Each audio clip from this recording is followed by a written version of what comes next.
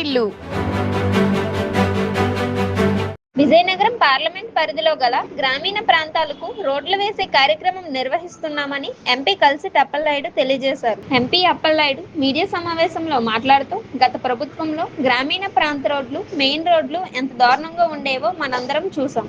ప్రస్తుతం ఆ రోడ్లను పూర్తిగా కూటమి ప్రభుత్వం వచ్చాక బాగు చేయడం జరిగింది. అయినప్పటికీ ఈ మధ్య కాలంలో పడిన వర్షాలకు గాను కొన్ని గ్రామీణ ప్రాంతాల్లో రోడ్లు పూర్తిగా పాడవడంతో నూతనంగా ఆ రోడ్లు బాగు చేసే కార్యక్రమం ప్రభుత్వం చేపడుతుందని ఈ సందర్భంగా తెలియజేశారు.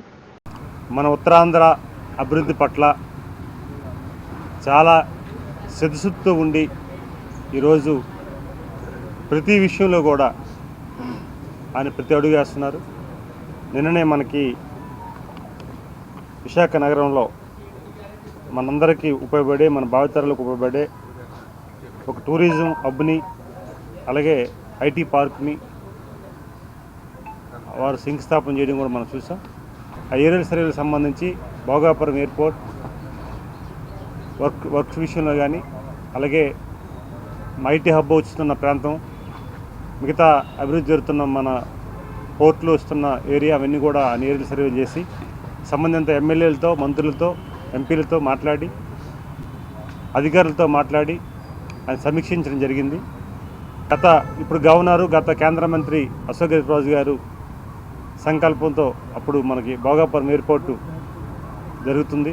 రేపు మనకు మరి కొద్ది నెలల్లోనే అది ప్రారంభోత్సవం జరుగుతుంది.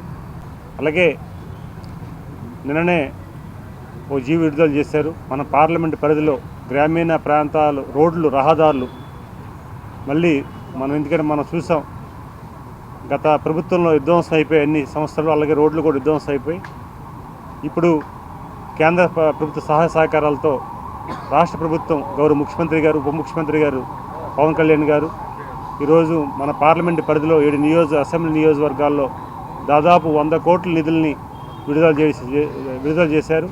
టెండర్ల ప్రక్రియ కూడా త్వరలోనే అవి పూర్తవుతాయి. మన సంక్రాంతి ముందే కొత్త రహదారులను కూడా మనం నిర్మించబోతున్నాం. ఇది మంచి శుభపరిణామం.